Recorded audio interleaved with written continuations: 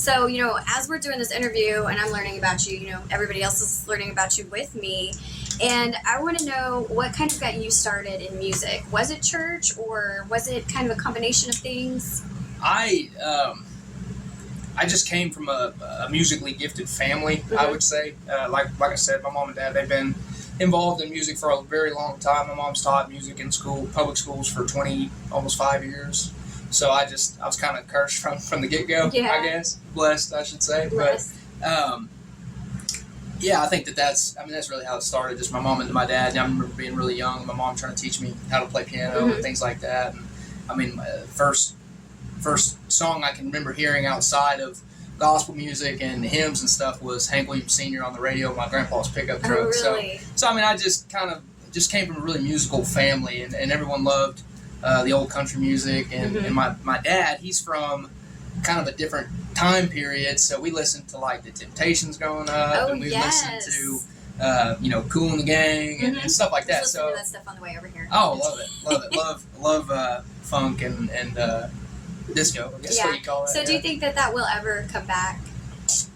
I think it's started to. Mm-hmm. I think that there's subtle hints and different from different people's inspirations that are kind of starting.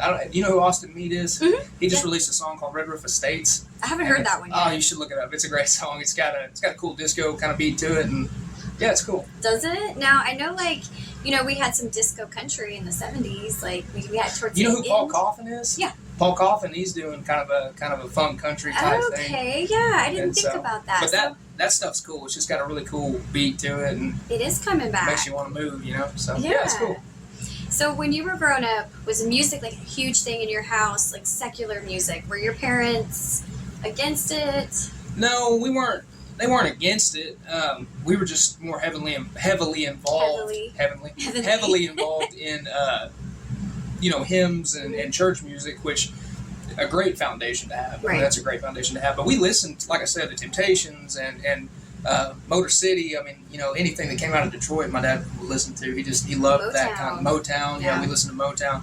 That's kind of his style, and he loved the discos and stuff like that when he was growing up. So he really kind of pushed that down on us, and there's just so many different influences. And music back then was so different than it is now. You had pure talent. Exactly. You had pure talent. You didn't have a whole lot of studio stuff in there. It was just relying on the voices. Everybody's voice harmonizing.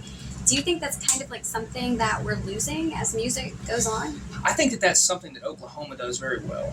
Yeah. I think that there are a lot of really talented musicians in Oklahoma who strive to be good songwriters, strive to be, good at their instrument, strive to be good lyricists. I think that's something that we do very well here in Oklahoma. I agree. There's so many bands, but you start getting into the Nashville stuff, and that's kind of a money making thing. Yeah, in my opinion, just my opinion. It's a little different. I'm a top 40 DJ most of the time, so I have to sit and listen to that stuff. And when I'm at work, because the volume goes down on the board, I don't want to listen to it all the time. Right. After a while, it starts all sounding the same. So I love original music, and I love what everybody here in Oklahoma does. Yeah. And you've got a ton of stuff. Now I'm surprised when I met you. You're younger. I thought by listening to your music, like I'm a lyric person. Sure. Reading the lyrics, I thought this guy's he's older. He's gonna be in his 40s, something like that. Yeah, I'm 27. You're 27. 27, yeah, your music is awesome. Thank you. I appreciate that. Antique Souls, that's the newest one. Yes. All right, I got that one a couple weeks ago. I started playing it, and of course, the first thing I did was sit down and listen to the lyrics. So that song, is it something you came up with kind of all on your own on a personal level, or was it from different perspectives? No, it was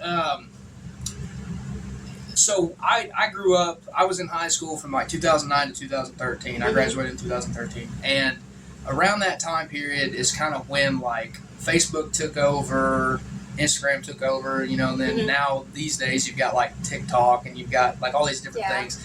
And I just think that there's been a huge shift in what's important as a society, I guess. Yeah. And that's really kind of what it boils down to on Antique Souls. It's just the change in the norms, I guess, and just kind of how the values have changed, and, Yeah. and that's just kind of, and I don't deal with change very well. I address that in one of my songs. I suck at dealing with change. It's a line in one of my songs, and I hold to that just because I really, when I grew up, I was born in '94, and when I grew up in that early, 2000s era, it was just different. It is different. It was different, and I think I'm a very nostalgic kind of person. Mm-hmm. So I think back on those times and just think about, man, it was so great. Everybody was. It was just different. It was just the values were different, and now it just seems like it's changed a lot. It's changed a lot, and along with the values, music has changed also. Right. I'm one of those people that I don't listen to really anything before or after 2000.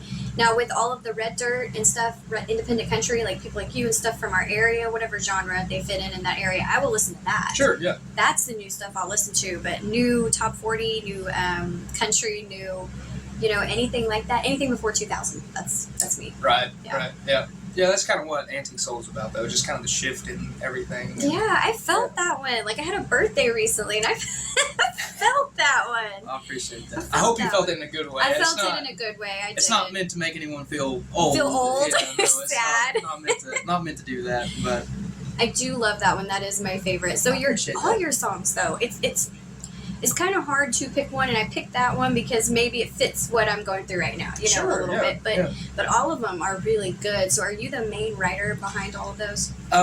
So we released in 2018. We released an album, The Coming Home. Well, it was an EP, The Coming Home EP, and that was more of a collaboration between me and my bass player Terry Bradley. We wrote quite a few things together, and I say wrote, like I would have like a verse and a chorus, and then he would come in and write like half of the second verse, and we'd kind of work on it together from that. So that was kind of the first album.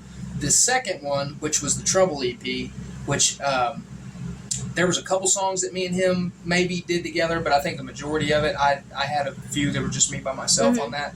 And then most of the newer stuff I have really just kind of wrote by myself, which isn't anything against Terry or anything. It's just we're in different places in our lives right now. So I write a lot by myself, and I've got a bunch of stuff that is not recorded yet that we're trying to get studio time for, that we're going to come out with. So, quite a few exciting things, but for the most part, I write a lot by myself, and